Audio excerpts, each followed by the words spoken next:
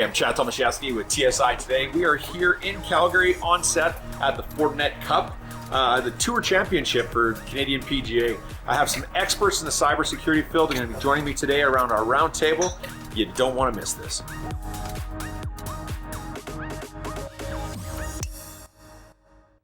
I'm Chad Tomaszewski, Chief Growth Officer with Trident Communications. We're talking to industry leaders about the technology that's changing their business. This is TSI Today. Okay, gentlemen, thank you so much for joining me today. Here at our roundtable, we actually grabbed it from our studio. We thought that it was kind of a staple. Our whiskey barrel. I think today it's more fitting given the topic. This is a bit more of a powder keg. So many things going on in the cyber world right now. And I don't even know where to start. We have to do a better job as a country, as organizations, to protect not only our data, but our employees' data. I think that's super, super important. And that's why I asked you guys here to join me today.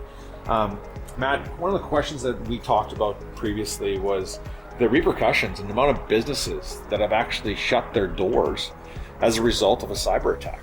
And you told me 10%, I gotta tell you, I just about fell off my chair. These numbers are staggering. What could we be doing better in terms of policies or awareness? What could be different? So I build compliance programs, basically, right? So, and I talk with these businesses throughout Canada all the time. And it's obvious that we need to create awareness. I think a lot of that can start with the government. When the government looks at like security and trying to force that on Canadian businesses, they're really in a tough spot. They can't come in and say, you need to use this product, you need to do this, and this to be safe so that we can save our economy all this money. But what they can do is they can come in and say, you're responsible for keeping people's data safe. You're responsible for keeping Canadians' information private. I agree 100%. A lot of that starts, guys, is really with hardware. Some of the hardware you guys are providing. So what are some of the beginning steps of an organization today that they should be taking into consideration in terms of the proper firewall or switch gear, or even Wi-Fi access points to make sure that we're using the right product? Well, to build on Matt's point, I think as the channel manager for Western Canada, really it's enabling folks like you, right, with some of our solution sets. So that would be starting with something like Zero Trust, right? I call it the trifecta, the gates, the switches, and the APs. Those are kind of the starting points from a hardware perspective, right? And that's what we're known for. But we have 50 plus products. Like you were talking about businesses, like how do they keep safe? We've got a product called Deceptor that is kind of like a honeypot, right? So it's really important. And you built on what I would call the cyber insurance, right?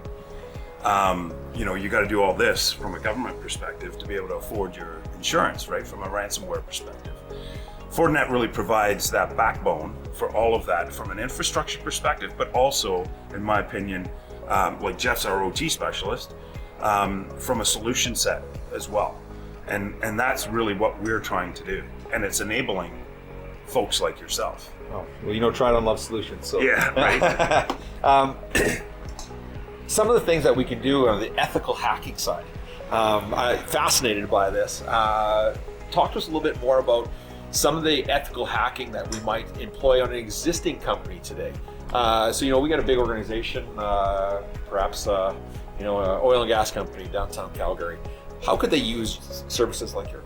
Well, ethical hacking and security assessments, security training, and that in general, it brings forward some of the vulnerabilities that their IT team might not have been able to notice otherwise. And specifically when we look at OT, I even brought some of these gadgets today that if any of these devices makes it onto your network and it's not configured in a way that that device can't pivot outside of that device or whatever it's plugged into, then you end up with a really quickly and rapidly developing compromise, and it gets ugly really quickly. So with ethical hackers coming in, and testing things internally or externally. Again, with X10, we have a red team and a blue team, so we kind of have like a unique purple team where we can go in and we have the fixers and the breakers. And so when you look at something from an internal point, it brings forward a lot of things that they just weren't aware of in terms of misconfigurations and what's possible when someone actually gets into that network and they start to try and proliferate or move around that network and compromise other things. Jeff, if I'm in an organization today, I've been hacked, ransomware for example, is it too late then? Many of the times, yes, it is too late. Prevention is the best medicine. When you've already been hacked, and many times when you have been hacked, you've already been hacked for 3, 4, 6 months. This is not something that happens right away in the attack. Usually they're in there, they're fishing around, they're pivoting, they're gaining more access. They've been in there for a long time. So yes, by the time the trigger has been pulled on that ransomware, it's going to be too late. And now you're in remediation mode. You're just trying to get that forensic evidence to figure out what happened, how to plug that hole, and then recover from that hack.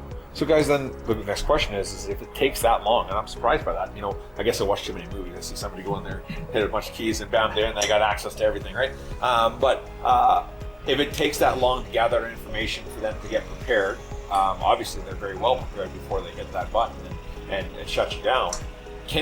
Is there tools in place that we can use today that we catch them early? 100%.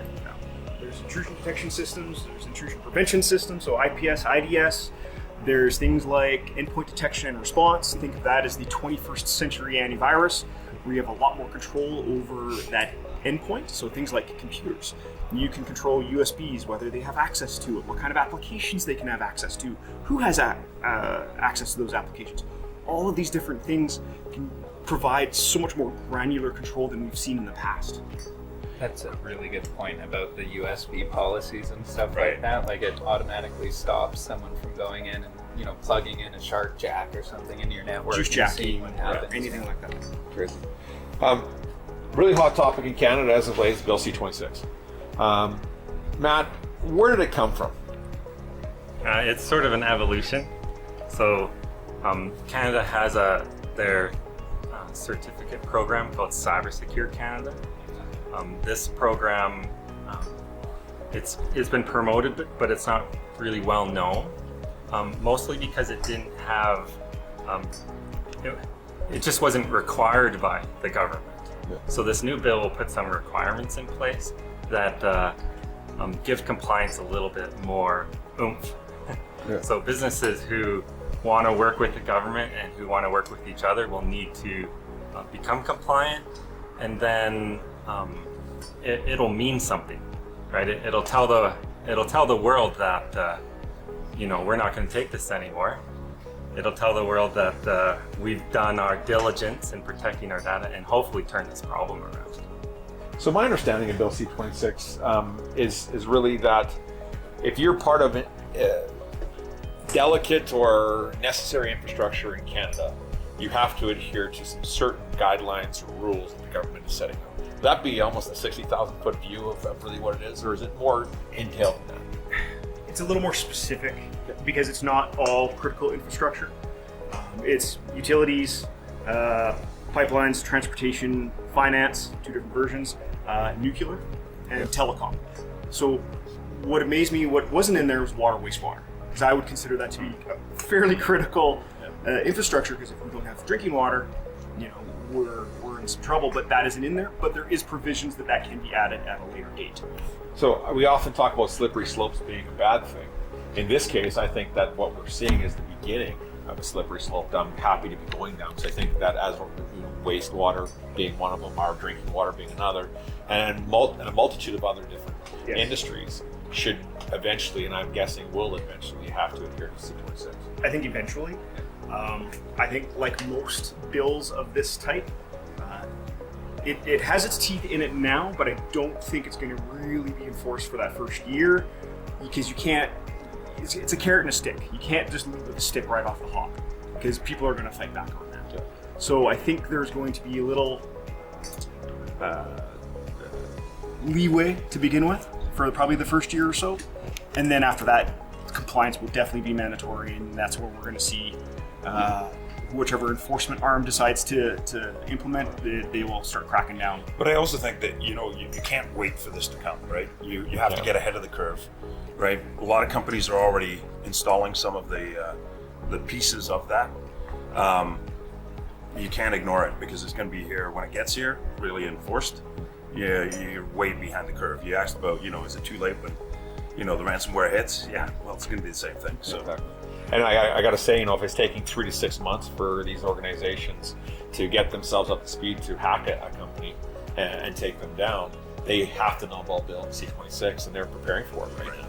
So maybe that's the case where ethical hackers are in there making sure that we're getting ahead of the curve here. But ultimately, sorry, go ahead. I just want to point out that this is new to us, like new to Canada, but not new to the United States or other countries, right? So we have a leak and we're plugging the hole with this. Yeah, so you got TSA in the United States, you got NIS version 2 already out in Europe. So we are behind in comparison, but I think we should just be standing on the shoulders of giants who have already done it and not trying to recreate the wheel. I agree. That's right. So let me ask you then, why are we so behind the curve on this? Loaded question. Answer that. Smaller country. Our heads buried in the Let me sand. try on that one. So, Canadian companies invest less in their employees and less in themselves than the United States companies do. And so the adoption in the US is quick. And then, 5 years later, Canadian companies adopted it. I went to university in the States. When I came back to Canada, then, wow, I'm 5 years ahead of everybody. Yeah, right. Right? But this is it doesn't have to be this way. Canadian companies who jump on these kind of technologies, invest in their company, invest in their employees, they find that there's about a 40% increase in their revenue in comparison to the competitors. So Really? I say, go, take this, run with it, and enjoy that profit, because being able to take home an extra 30% just for yourself feels really good at the end of the year. It does sound good. And that kind of brings us back to, it brings us back to what I was saying earlier. People, process, technology. You have to start with people. Yeah. Guys, I think we could sit here all day and talk about cyber. I think what I'd like to do is really invite you all back to another show later on. We can do a deep dive, perhaps on OT or whatever we feel like, maybe a little deeper into Bill C26. But there's so many different facets of cyber that we as organizations, as a country, need to embrace. And I really like the way this is going. So thanks so much for joining me today. For those of you that get to golf at the Fortinet Cup today, and I apologize about the dress. good luck. And for those of you that are watching, and you can catch up with it on FortinetCup.com. Yeah. Thank you again. Thanks, Chad. Thanks, everybody. Appreciate it. Thanks, guys. Thanks for watching TSI Today. I'm Chad Tomaszewski, Chief Growth Officer with Tridon Communications. Catch up with us next time when we learn more about technology and how it's changing business today.